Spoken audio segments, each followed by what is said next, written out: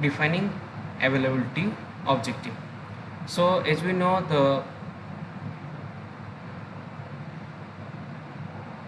the cloud infrastructure consists of regions which are divided into number of availability zone.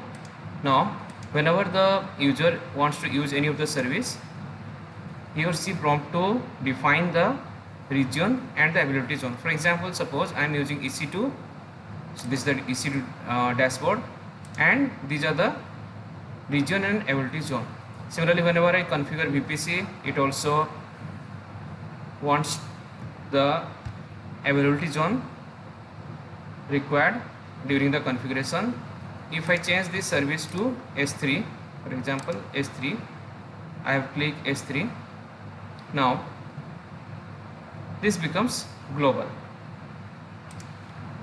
So this S3 does not require any region selection, so all are inactive. So it is accessible, S3 is accessible globally, or it do not require to set any availability zone. So that means depending upon the service, we can either specify, or internally it is the responsibility of the AWS shared responsibility model to provide the region and availability zone.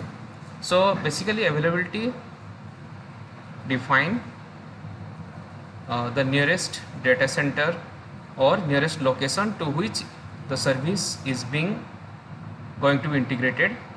Now if I change it to IAM, let's say IAM, I'm searching for IAM, Identity Access Management, then also it is going to